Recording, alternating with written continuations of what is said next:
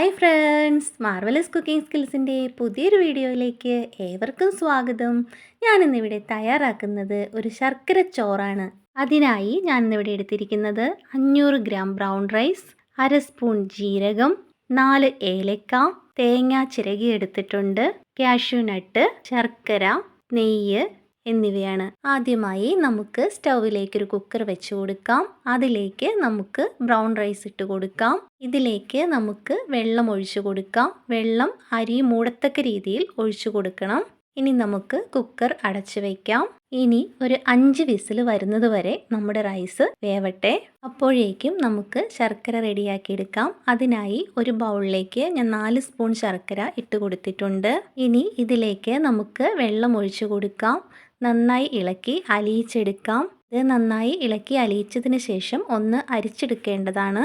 കുക്കറിൽ 5 വിസിൽ വന്നിട്ടുണ്ട്. നമുക്കിനി സ്റ്റൗ ഓഫ് ചെയ്യാം. നമ്മുടെ റൈസ് നന്നായി വെന്ത് വന്നിട്ടുണ്ട്. നമുക്കിതിലേക്ക് ശർക്കര റെഡിയാക്കി വെച്ചത് ഒഴിച്ചു കൊടുക്കാം.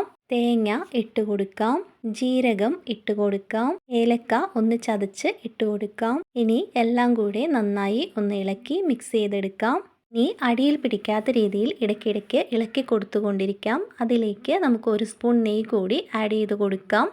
ഇനി നന്നായി ഇളക്കി ഇതിലെ വെള്ളം വറ്റിച്ചെടുക്കാം. ജലാംശമെല്ലാം വറ്റി നമ്മുടെ ശർക്കര ചോറ് ഇവിടെ റെഡി ആയിട്ടുണ്ട്. ഇനി നമുക്ക് സ്റ്റൗവിലേക്കൊരു പാൻ വെച്ച് കൊടുക്കാം. അതിലേക്ക് 1 സ്പൂൺ നെയ്യ് ഇട്ട് കൊടുക്കാം.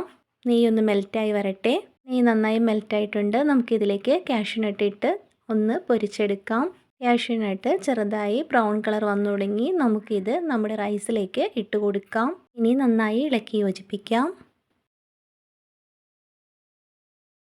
അപ്പോൾ ഫ്രണ്ട്സ്, നമ്മുടെ ശർക്കര ചോറ് ഇവിടെ റെഡി ആയിട്ടുണ്ട്. നമുക്കിതൊരു ബൗളിലേക്ക് മാറ്റാം. അപ്പോൾ ഫ്രണ്ട്സ്, നമ്മുടെ ശർക്കര ചോറ് ഞാൻ ഒരു ബൗളിലേക്ക് മാറ്റിയിട്ടുണ്ട്. അപ്പോൾ എല്ലാവരും നമ്മുടെ വീഡിയോ ലൈക്ക് ചെയ്യുക, ഷെയർ ചെയ്യുക. ഇതുപോലെയുള്ള വ്യത്യസ്തമായ വീഡിയോകൾക്കായി നമ്മുടെ ചാനൽ സബ്സ്ക്രൈബ് ചെയ്യുക.